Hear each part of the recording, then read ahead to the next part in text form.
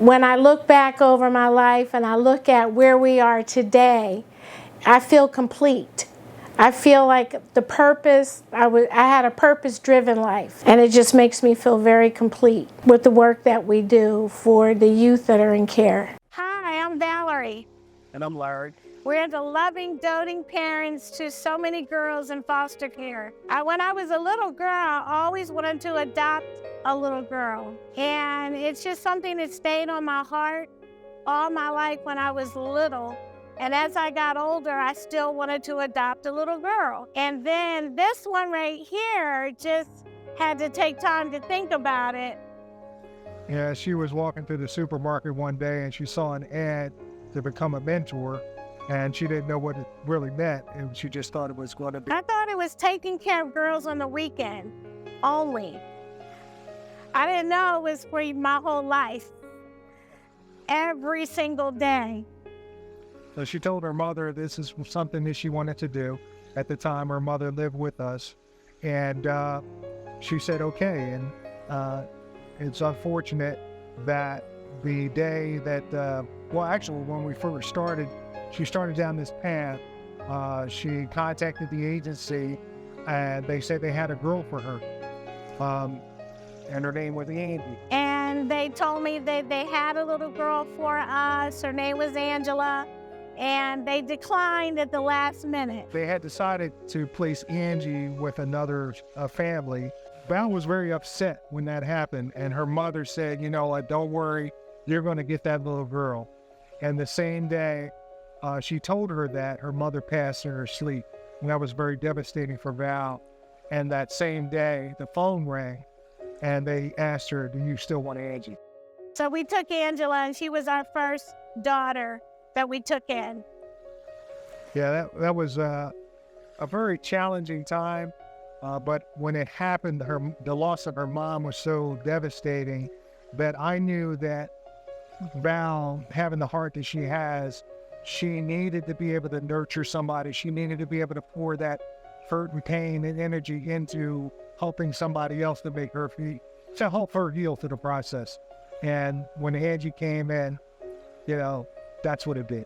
10 plus years later, here we are. We have Angela, who's adopted now. She wanted to get a little sister, so she bent our arms to adopt a little sister. So we did, and then came Adelia. So Adelia and Angie were together all those years, and it just felt so good to finally take my dream come true, to take in the girls. And we were done. Larry and I wanted to start traveling, and then Angie comes to me and says, Mom, why don't you keep doing what you're doing like you did for me and Adelia? And I said, well, I kind of want to start traveling now. And she said, but you have to give the opportunity that you gave me to other girls. You're not done. So Angie told me I wasn't done. And then she came up with this idea of taking in more girls, like a revolving door, and just giving them this beautiful opportunity of having parents. So I agreed with her. So I said, I don't want to make it a club. Let's make a foundation for girls that are in foster care. And she came up with the name. I could not come up with a name at all. Larry or I could not figure it out. And Angie said, why don't you name it Being Beautiful Foundation? And I said, why? Well, when she used to go to school, when she was in high school, she was picked on. She was abused. She was just bullied in school. And every time she would come home, she'd start picking her face, picking her skin. And I would stop her. And I would tell her, it's about being beautiful inside. So she said, name it Being Beautiful. So that's how Being Beautiful was birthed. I didn't go in it to go get notoriety or anything like that. It was strictly from my heart for the girls. But I get a call. We were on T.D. Jakes' show. I mean, wow, T.D. Jakes. We did the Today Show, the gala that we would have, honoring others that do amazing work in foster care. That's what Val does. She's the nurturer. She's hands-on. I spend most of my days in the office handling bills or paperwork and contractual things with the business side of things. And so that's what we do. I often refer to Val as Dorothy, and I'm the wizard. You know, I stay behind the curtains handling all the business side. But yeah, I'm certainly a dad. And there are times that the girls will come to me and where they need fatherly advice. Every day we're out and about, making multiple runs. We have to run to grocery stores. I'm running to Home Depot to get supplies for the homes, for repairs and things that are needed. Val is making runs to the stores for things that the girls need for their personal items and things like that. We have caseworkers coming for appointments, attorneys meeting with their kids.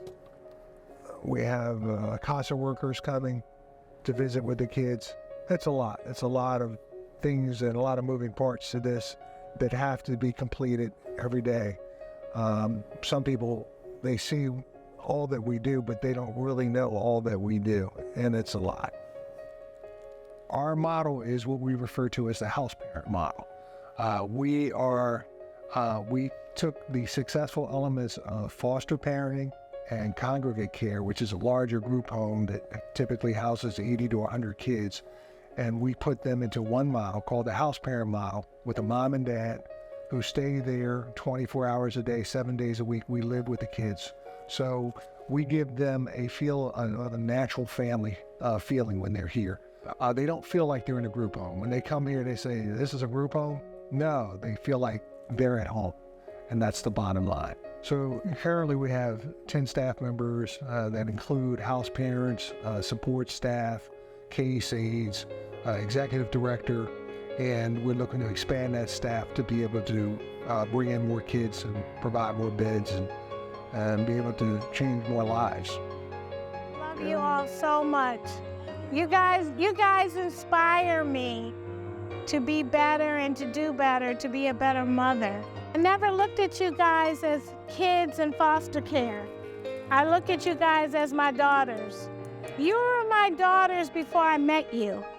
We need all the support that we can get to keep doing the work that we're doing for these amazing girls in care, to provide homes, to provide parents for these kids so they can have a bright future.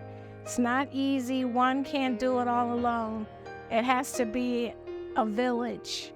And I need the village to tap into Being Beautiful Foundation to help us to volunteer, to donate, to do whatever you can do, whatever your heart tells you to do, to support us.